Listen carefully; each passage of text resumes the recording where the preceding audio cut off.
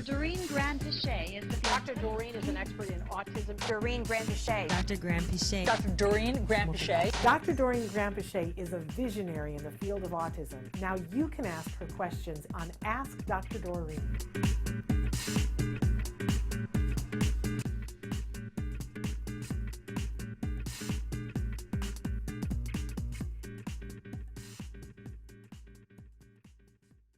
Christina has written in, and Christina, so glad to have you with us this morning. I want to tell you that I've been loving watching the videos of your son bowling on Facebook. It's been super fun. But she writes in and says, we're trying to work on elopement issues. For some reason, separation anxiety has been very high. He has eloped with his support person while I'm at work. Thankfully, he only made it out the door and was caught before he made it to our driveway. That's happened 4 times in the last month, and it's very scary. I thought she wrote in more, but she didn't. So elopement, this is the time of year that we get a lot of people asking about elopement, and worse, we get a lot of stories of elopement that don't have happy endings. So I'm glad that Christina has brought it up. We're all gonna not like this conversation, but it's an important one, right? Oh, absolutely. I mean, you definitely have to deal with this one. And I'm glad that at least you have a support person. I hope that they are trained behaviorally. Christina, I know you probably have gotten them some form of training. If not, please do, because elopement or running away is one of those things that is very much a behavioral issue to be dealt with and can be dealt with ABA protocols. So my suggestion is to really have that person specifically work on this issue, or the people who are in your life specifically work on the elopement. And essentially the way that, okay, so with elopement, the first thing you do is you want to make sure there's safety. So before I even go into behavioral techniques, you want to make sure the doors have alarms.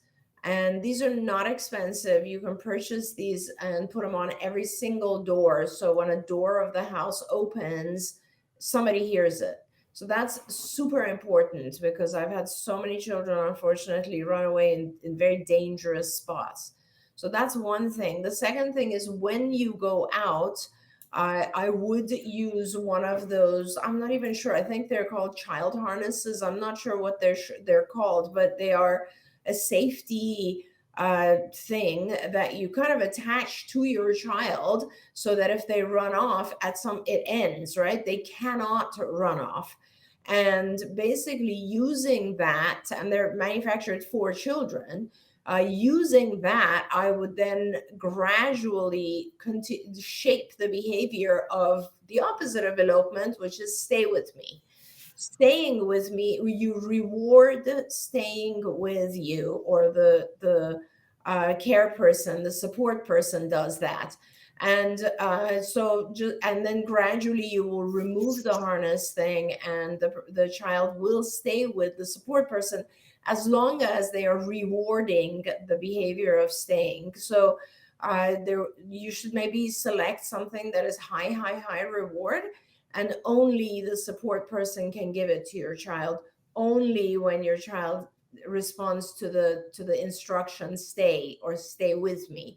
And so the support person would have the harness, but it would also say, stay with me. And of course, as they're walking together, they would give them the reward or reinforcer, whatever it is.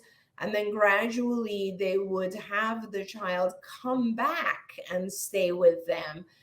Every behaviorist will know the elopement procedures, because it's a very common behavior.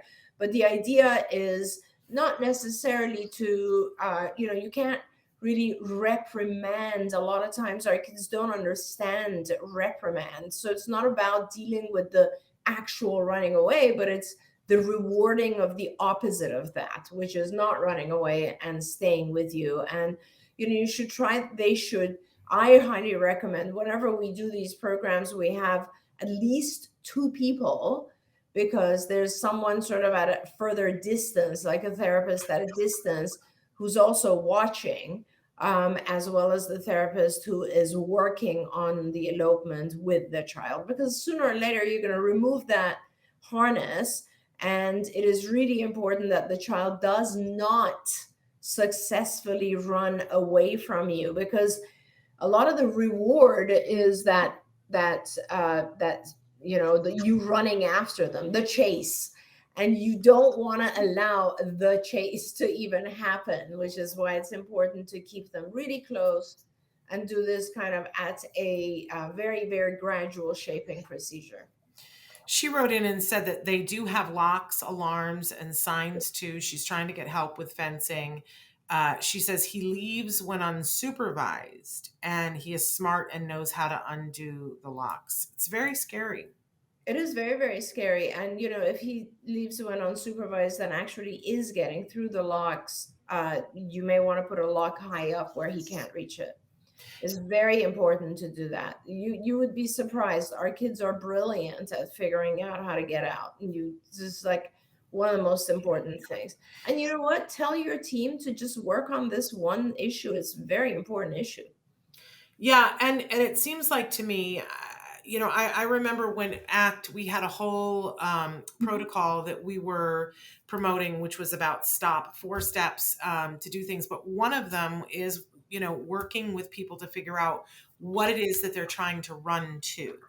Like, where is he trying to elope to? What is the thing? Have we taken the time to teach him how to appropriately ask for and earn the right to be able to go to that thing? Because this is tough. This is really tough stuff, but it's the most serious thing. It sounds like he is running away only with the support people. And it sounds like it happens because he's anxious and looking for mom. I'm not sure if that is the case. Then you do want to bring that into the protocol, right? Because you want to make sure that he has other ways of accessing you. And running away is not one of those. Okay. Oh, and she says he gets the chair to get the top lock. He's a very clever boy. But you mentioned that you have alarms. And if he is able to do the locks, if there are alarms that go off, it's not foolproof. But, it's one of those things that the top priority has to be keeping him safe. And honestly, worst case scenario, get locks that require a key. And hide the key. There are ways to prevent it, but those types of things also become kind of a fire hazard and are a little bit dangerous. That's why I really suggest that for that's a little bit different, Christina, than running away outside, which is sort of what we started talking about. Running out of the house is kind of a little bit of a different thing. You can have your therapist teach him to always get an adult if he wants to go out of the house. Mm-hmm. And so going out of the house requires holding the hand of an adult. That becomes a lesson, and they work on it at the door, where if he goes out, he is said, no, turn around, put him back in. If he goes out holding someone's hand, he's rewarded. And that's a pretty simple protocol that like I said, everything you really have to kind of teach it within its parameters, within its environment, using the exact situation so that you're dealing with the real cause. There we go.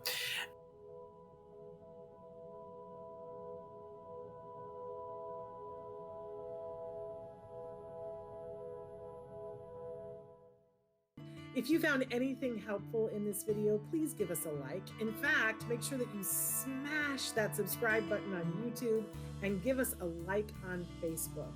You can also follow us on Twitter and Instagram for important updates. And please download our free podcast wherever you get your podcasts. See you next time. Until then, give your kiddos a hug from me and one for you too. Bye-bye for now.